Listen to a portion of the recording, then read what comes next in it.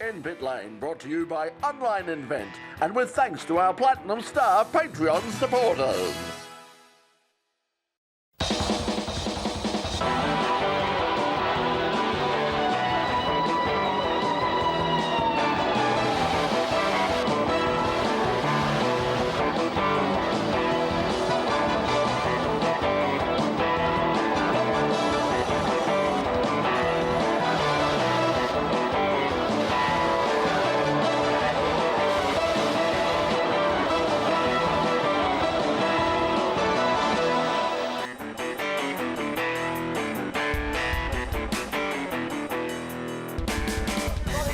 Welcome to another edition of In Pit Lane, coming to you right across Melbourne on Channel 31 Melbourne, and of course on demand across Australia and indeed the entire world on the In Pit Lane YouTube channel.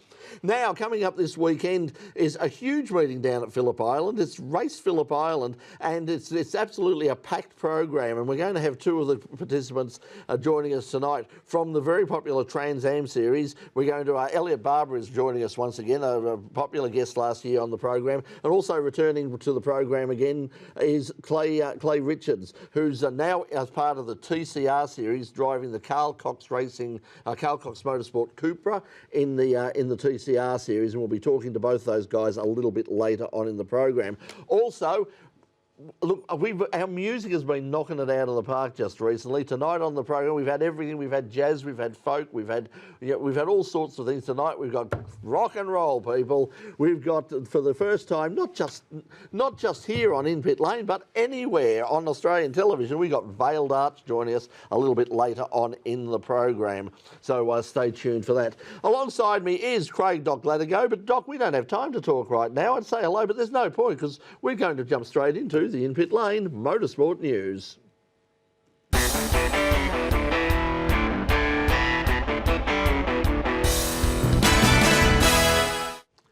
Guess who's back? Back again. Yes, it's a shock announcement on Monday. It was announced that Brodie Kostecki will return to racing with Erebus at the New Zealand round at Taupo next weekend. In a short statement issued by the team, Brodie's quoted as saying that he needed time away to handle some health issues. He thanked team owner Betty Klemenko and CEO Barry Ryan for their support. The return of the reigning champion was of course welcomed by Supercars Australia, but not everyone was happy. Kostecki's longtime personal sponsor, Peter Adderton of Boost Mobile, said on social media that loyalty isn't grey, it's black and white. You are either completely loyal or you're not loyal at all. Adderton revealed that it was a condition of Kostecki's return to Erebus that he remove all Boost Mobile branding from his helmet. Kostecki's return now means the end of Todd Hazelwood's return to full-time supercar racing. However, he will return to the team as a co-driver for the Sandown and Bathurst Enduros later this year. And of course, he'll be racing in the Trans Am series down at Phillip Island this weekend. Like the sounds through the hourglass. Oh. Well, as predicted, normal transmission has been resumed and Max Verstappen has returned to the top step of the podium with an imperious performance to win last Sunday's Japanese Grand Prix. Verstappen led his teammate Sergio Perez home in another dominant Red Bull performance. Surprise face on. Ferrari again was the best of the rest with a third place for Australian Grand Prix winner Carlos Sainz, isn't he knocking him out, who once again had the better of his teammate Charles Leclerc. It was another bad weekend for Daniel Ricciardo, unfortunately, who crashed out in the first lap after contact with Alex Albon. Fellow Aussie Oscar Piastri had a much better weekend with another handy haul of points in 8th position. Well, it was a huge weekend for local drag racing at the Bend in South Australia. Damien Harris stunned the large crowd with a new Australian record time of 3.733 seconds, making it the quickest ET in Top Fuel racing in Australia and the quickest ever outside the USA. But despite the record, Harris had to play second fiddle to a Top Fuel veteran in a popular win. Perfect conditions saw some very fast times set at the new dragway at the Bend in South Australia last weekend. The Pro Stock Bike Battle saw an Andra Championship round win to IHRA President Maurice Allen after his opponent Luke Crowley red-lighted. Another favourite jumped the gun in Pro Stock when series leader Rob Deckhart pulled a cherry to hand the win to Tyrone Tremaine. It was a great race in Top Door Slammer with John Zappia chasing down the fast-starting Russell Taylor. Taylor got a quicker line, Zap, it's Zap. The And Top Fuel saw an emotional win to Victorian driver Phil Lamartina with a narrow hole shot win over new Australian record holder Damien Harris. Over in the USA, more drag racing as the NHRA finally got to complete their winter nationals, which were ended early by rain at Pomona 2 weeks ago. Bunny car legend John Force picked up his first victory in 2 years, powering past Matt Hagan to take the win in front of a sellout crowd at Firebird Motorsports Park in Phoenix. Justin Ashley kept his Winter Nationals winning streak alive even in the new location, winning his third straight title with a hole shot win over Tony Schumacher. Dallas Glenn also defended his Winter Nationals title, beating reigning world champion Erica Enders. In the Phoenix event finals, Sean Langdon won in Top Fuel, Austin Prock took his maiden funny car win, and Pro Stock went to veteran Greg Anderson. A win to BMW in the opening round of the GT World Challenge Europe Endurance Series at Paul Ricard in France, with a victory to Augusto Farfus, Daniel Harper and Max Hess in the Rover Racing BMW M4. Lamborghini was second with the Iron Lynx car, ahead of the Mercedes of Stoltz, Schiller and Gunon. Valentino Rossi was fourth, while the new Proton Mustang snuck into the top 10. There were 8 different manufacturers in the top 10. The next stop on the championship will be the famous Spa 24-hour race at the end of June. An early end to Cam Waters' first NASTruck Truck Series race at Martinsville. Waters was caught up in a mid-race cars race that forced him to retire early. Despite that, Waters said he enjoyed the experience and is hoping to return to the series in Kansas later in the year. Meanwhile, another solid performance from Shane Van Gisbergen with a 15th place in his Xfinity Series race at Martinsville. In the main Sprint Cup race, William Byron led home a Rick Hendrick podium clean sweep. It was a fine way to celebrate Hendrick's 40th anniversary in NASCAR racing. And we end the news on a sad note with the passing of Bev Brock, the longtime partner of Australian motorsport legend Peter Brock. Bev was a well-respected and much-loved member of the Australian motorsport community. She passed away last weekend after a 2-year battle with breast cancer. From all of us here at In Pit Lane to James, Robert and Alexandra and Bev's many friends and to the rest of her family, our sincere condolences. Well, we're going to take a break now on In Pit Lane. When we come back, we're going to be joined by our special guests, Elliot Barbour and Clay Richards. Also, to take us out tonight, music from our band, Veiled Arch. Don't go away. We'll be right back. Get the phone ringing for your business with website development and SEO services from Online Invent. Visit onlineinvent.com.au. As I say every week, you know, it does actually cost us, but people don't sort of realise. I had someone just on the weekend talk to us about this and sort of said, "Oh yeah, but you get all that, you know, you get all that government money, you get all these grants, and you get that. We get absolutely diddly squat. Yeah, we get no money from the government. We get no money from Channel 31. We don't even get money from RMITV. We do get access to this wonderful studio and all the wonderful, talented people here, but we do not get any money at all. And it does cost money to actually produce this, believe it or not. I know it doesn't look like it sometimes, but trust us, it does. These suits are 100 years old, you know that. Yeah, pretty much so. A bit like our cameras, and that's what I spent most of the weekend doing, trying to put that bloody camera back together again. Oh, but anyway, if you need any computer work done, if you need sort of a website design, if you need some information on SEO, don't know. I have no idea. Doc, what does SEO mean? Oh, it was explained once, but you know who's the genius? Who's the guru? Roy. That'd be Roy. That would be Roy. Roy explained it once, but he did it so bloody well, it probably put me to sleep. But he is just absolutely incredible at it. He is an absolute genius guru. Yeah, so remember, thanks to Roy and to Online Invent who make it all possible, and also to our Patreon supporters as well. We really do appreciate for all of you on Patreon. And if you would like to support the program, just head to our Patreon page. It's at The Pit Crew. Go to patreon.com and The Pit Crew, and you'll find out about how you can support ongoing episodes of In Pit Lane. And I'll be there next week with my homework, SEO. This this is good. Anyway, our band for tonight is Veiled Arts. You might not have seen them around because they're a brand new band, but you can hear them play at the Mr. Boogeyman Bar on the 11th of May at 7:30 p.m. Also on the bill is Julius and Circle the Sun. You can also find them on Facebook, Instagram, TikTok and YouTube. But right now, if you love your rock hard, you're about to get it rock hard. Here's Veiled Arts with Propaganda.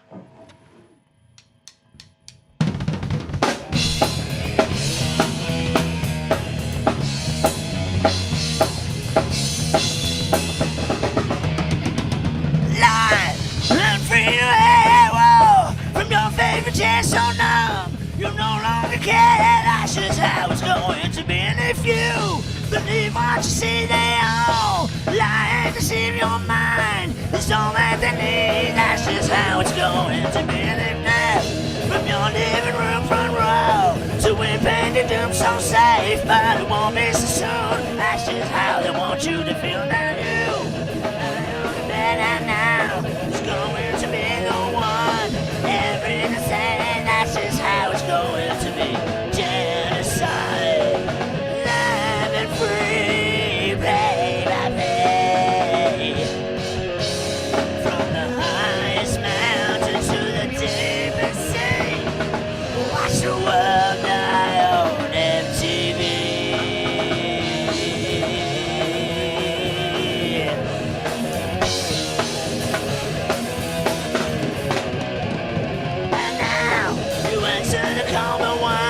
You don't even know to find on some foreign shore. That is what they got planned for you. Cause at dawn, you go in the shortest line. Like the rest of this war for power, there'll be pounds on the pole. That's the table, you know. And now, everyone knows it's time for you to go. And now, when in the sea, everybody's going to be genocide.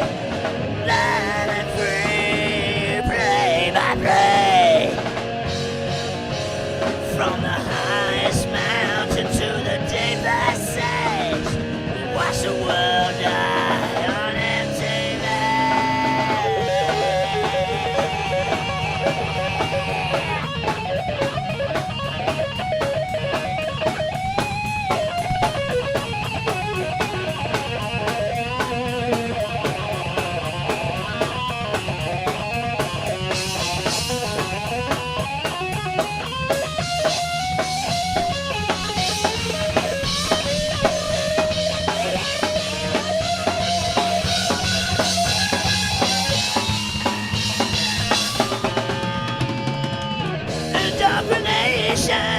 Turn on the nation, pride of the nation.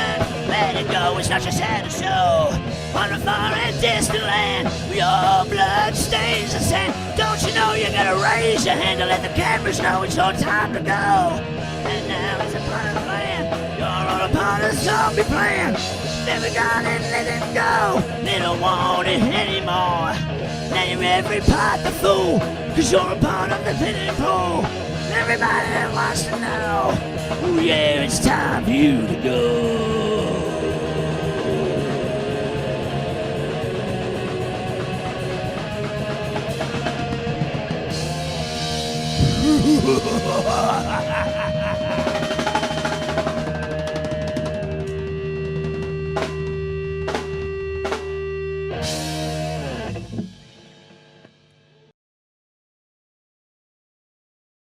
Welcome back to In Pit Lane. We're coming up this weekend down at Phillip Island is Race Phillip Island. It's the latest round of the Speed Series, and let me tell you, it is a packed program. You get down there early. You're going to be there all day because there's going to be lots and lots of racing on. Two of the great categories there will, of course, be the very popular Trans Am as well as TCR. And joining us tonight, once again, rejoining us on the program from the Trans Am Series, driver of the Pioneer DJ Camaro, we've got Elliot Barbour, and alongside him, joining us, the driver of the Carl Cox Motorsport Cupra in the TCR Series, we've got Clay Richards. Guys, welcome back to In Pit Lane. Thank you. Thanks for having us. Okay, Clay, we'll start with you over there on the far side, because how did this deal come together? I mean, it came together very quickly. How did you end up in the Cupra with Carl Cox Motorsports? Yeah, well, it came up very very late, very sudden. But we had plans to do another series, but financially we couldn't make the budget stick. So at that point, we weren't really sort of had any plans to do anything that season. And then an opportunity came up with Carl Cox Motorsport and Super Cheap Auto as well to drive the Cooper at Sandown. And it turned out to be a pretty good weekend at Sandown. And here we are today. You've had a couple of good results. And this car, I mean, it has done well in the past. I mean, in the previous year. So we know it's a competitive car. The last round at Tasmania, I mean, can you possibly begin to explain in 25 words or less what the hell went on there? Because that was insane.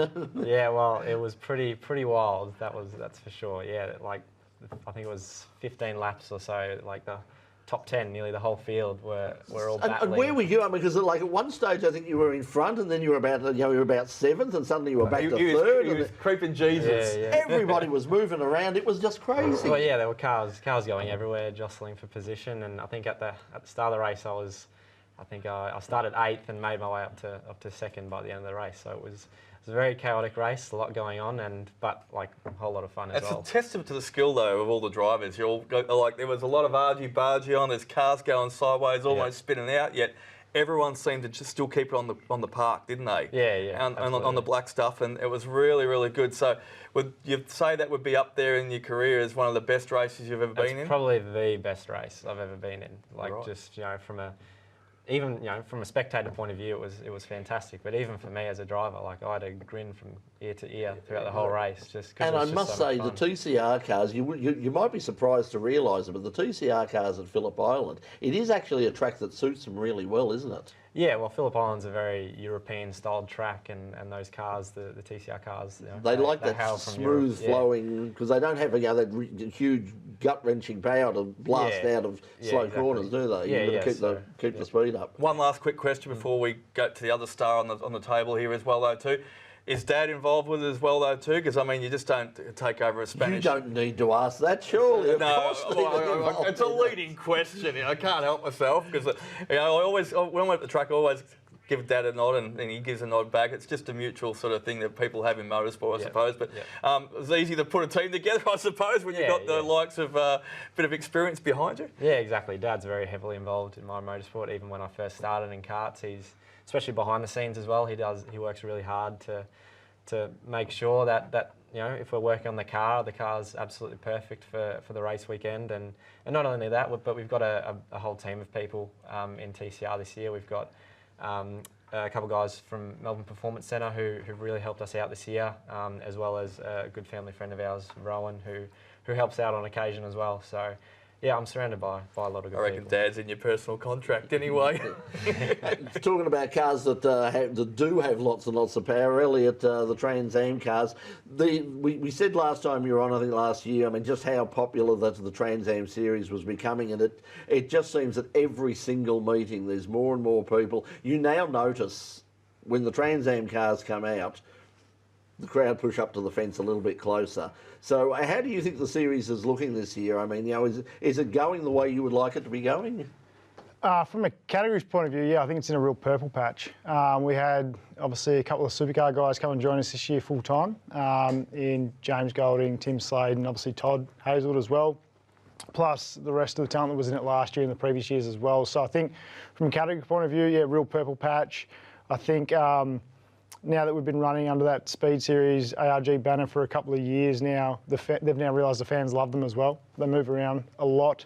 I think we're starting to get sort of pushed up the pecking order where we probably deserve to be as a category. I think from a star power and just from a car point of view, the cars are super exciting to watch. So if anyone hasn't seen the Trans Ams, head down to Phillip Island, jump on the fence, because, they're pretty wild.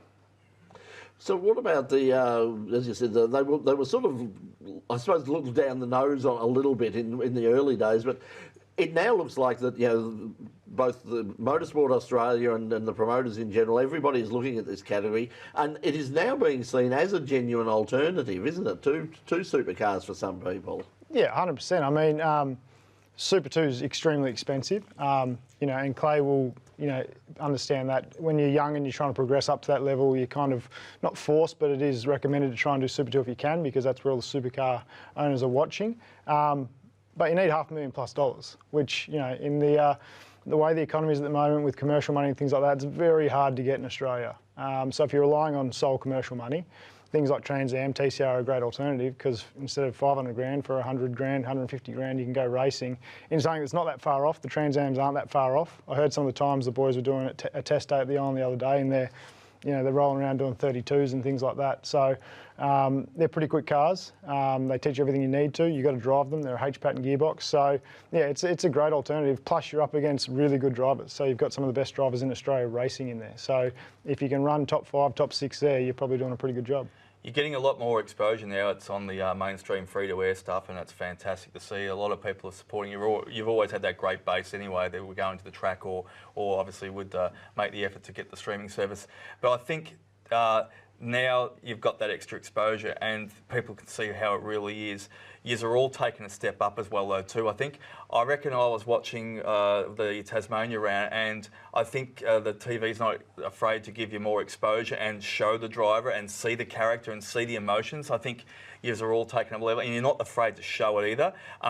How are you comfortable with that? And also, you seem to be really buoyant at the moment. You're just taking that next level step in the category yourself. Personally, we should have had 4 trophies sitting here tonight, because he cleaned up in the last round on the podium, something chronic. So congratulations to Alex. Great to have him back and talk about it. So yeah, how have you felt that you've had to progress with it? Yeah, I think from the category giving us our own voice, or giving us the tools to be able to have our own voice and character, I think the broadcasting team are amazing. The commentating team they've got there are good. I know them personally. A lot of the guys, we've known them for a long time. They've been around the paddock forever in a lot of different categories and things like that. So they trust us. They give us the tools to have our own character and voice, which I think is a good thing for the sport. Sometimes some categories don't necessarily allow you to speak your mind, but I don't think we've never been muzzled to this point. We've got great characters in there. There's plenty of arguments and things like that. Moff gets a bit fired sometimes. Yeah, there's some people that get fired up and things like that, and we're not afraid to show that. So I think that side of it's great. From my point of view, yeah, I've had to step it up this year with the announcement of the new drivers coming in and things like that, and we have stepped it up. So, our plan is to keep trying to do that. We'll find out a bit more about it after. We're going to take a break now, but we'll find out more about this weekend from our guests Elliot Barbour and Clay Richards a little bit later on after the break. And we'll also be joined by tonight's band Veiled Arch. Don't go away, you're watching In Pit Lane. We'll be right back. Get the phone ringing for your business with website development and SEO services from Online Invent. Visit onlineinvent.com.au. Well, let's talk about TCR. You talk about sort of, Elliot was saying about, drivers not being muzzled. That was certainly the case in TCR, particularly with Tony D'Alberto. It would be hard to muzzle him at the best of times, but he was a very, very angry young man. Animated, to the least. Animated after that. From your point of view, what was your take on that whole situation? For people who don't know what happened, the first race was like red flagged fairly early, and yet on the day they basically gave it points, and then they took back the points, and it was only 10 laps, wasn't it? I think the first one, 10 laps. Yeah, so what was your point of view? From your point of view, what happened and what's your feeling on it all? Yeah, look, it's obviously a very, politics get in the side of racing a little bit sometimes. Emotions too? Yeah, emotions as well. But look, I don't know the full story about what happened or behind the scenes, but yeah, look, mistakes were made, and I think the main part is if we learn from those, or if they learn from those mistakes, then it's all good. But so do you know there is an appeal? Yeah, Gary Rogers Motorsports did put in an appeal, and now Wall Racing, who represent Tony D'Alberto's team and the Honda team, have put in a further appeal to sort of get those points and the points back. Yeah. From the point of view, if that appeal is successful, Tony's decision not to race in that third race is going to come back to bite him pretty hard, isn't it? Yeah, absolutely. But that was Tony's decision, and I know Tony. He's a very very strong-minded person, And look, but that was his decision. I take it with a name like D'Alberto, there may be a bit of sort of, like Italian blood there that gets boils a bit quickly. Have we got enough courts to deal with this with all the appeals? I'm going to put an appeal in there. If you're going to put an appeal, I'm going to appeal that, and you can appeal me. Oh, yeah. This is one of the things, though, Elliot, with Trans Am, isn't it? I mean, it's a very simple category. I mean, these cars, I mean, they look, to the people on the outside, people who don't really, aren't forensic about their motorsport, they will turn up and they look at me, oh, it's a supercar. They look like, they look basically like a supercar, unless, you're really hardcore into it. There's Mustangs, there's Camaros, there's even a Dodge. I mean, Nathan Hearn has got the Challenger back again, which was fantastic. Is that the appeal of this? Is that the appeal of this category, just the simplicity? I think so. I mean, it's kind of like if a supercar and NASCAR had a baby. That's kind of what a Trans Am is in my eyes. So that's going to keep me awake all night now. Yeah, sorry about that image. That's porno that even I wouldn't watch. There goes the neighbourhood, and the poor pets are going to be screaming, howling everywhere. But anyway, and the liveries as well, though, too, Elliot. I reckon everyone's got a bit of extra creativity. It's not sort of like, Look, they look aggressive. They sound good. They shoot flames. They slide. That's what punters want. So, and from a driver's point of view, you've got to drive the things. Like the H-pack gearbox, you actually have to get up on the wheel and drive it. On a quick note, have you driven a supercar? Yes. And you've how many times? Like a few laps, or just a test? Well, I race Super 2. I think I asked you this last time. In 2012, I raced Super 2, and then I also, the year before last, did a evaluation day with Team 18. How do you compare them then? I think I did ask you this last time, but anyway. A supercar has definitely got a lot more grip. It's a lot more hooked up. It's probably easier to drive to a point. I'm sure extracting that last little bit is where the real skill of the drivers comes in and the setup and things like that. To get within a second in a supercar, I think, is probably a lot easier than what it would be to get within a second in a Trans Am car. They're a lot looser. They move around a lot more. As I said, H-pattern gearbox versus sequential, things like that. So there's just a little bit more you have to think about. Supercar's a little bit faster, but it's got a lot more grip to it. Yep. Welcome back to In Pit Lane here on Channel 31. Well, as we said, coming up this weekend is Race Phillip Island.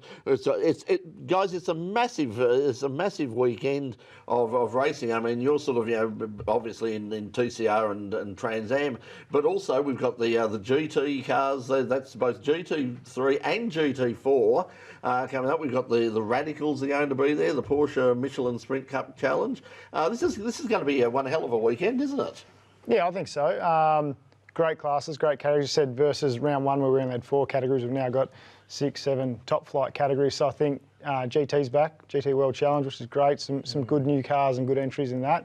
GT4 is awesome.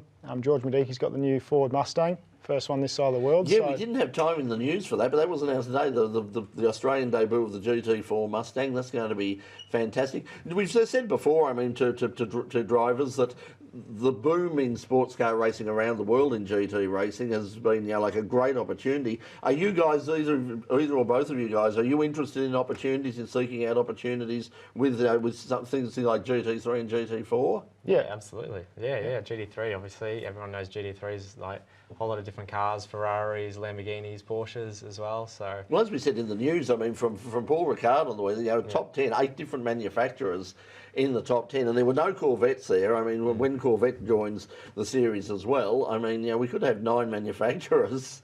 This will be music to your ears, Elliot, but I think Trans Am won't be threatened by this in any shape or form, because the GT4, I've already saw a quote, and they're right in the money to a certain extent straight away, is everyone's been saying this for years with the manufacturers, watch a race on Sunday, buy them on Monday. And I think the GT4 is probably going to be the closest thing and say you could possibly get to doing that sort of thing, especially with the performance in the cars that are on the roads these days anyway. Yeah, exactly. It's probably got a nice spot in the Australian landscape because GT3s are so expensive now to run and to purchase.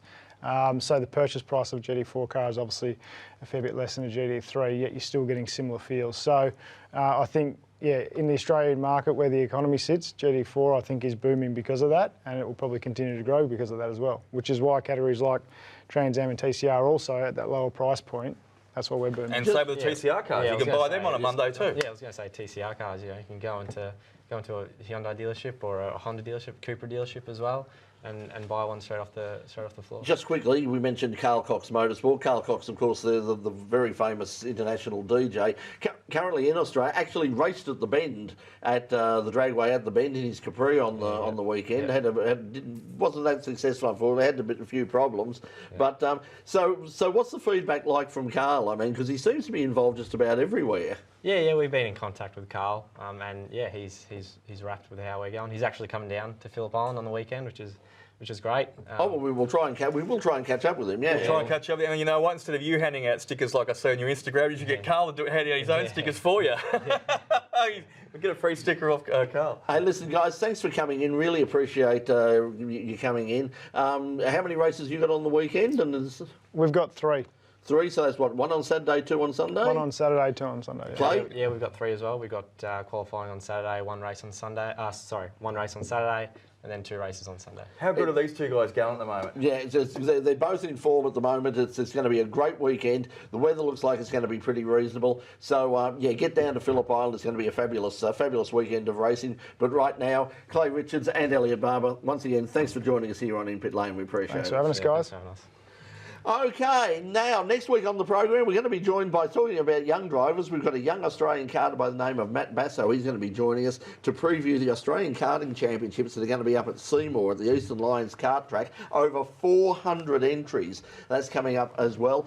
Also, if you went to the Grand Prix, you might have seen something there called the Pride Hub. And if you wondered what that was all about, next week on the program a guy called Cade Matthews is going to join us from a group called Racing Pride and also Pride to Play, and he's going to be joining us as well to talk about that.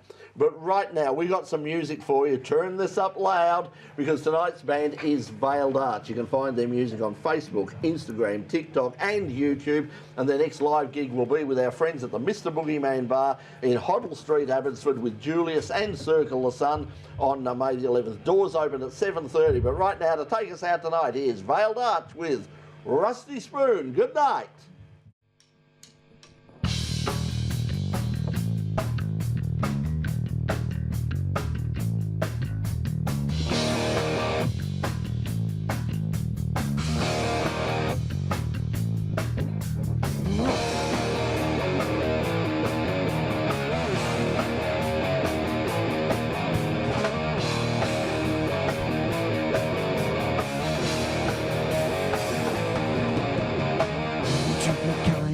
Treat you better, but take me for a fool. I'll haunt your dreams forever. I'm the air that you breathe, I'm the blood in your veins. Life, fire, death, and it's me who pulls the strings. First one in the morning, I'm still late at night. Took your life, took your soul, you didn't even fight. But there's a place for you in hell, you can tell them that I said you. On the day you kiss a rainbow.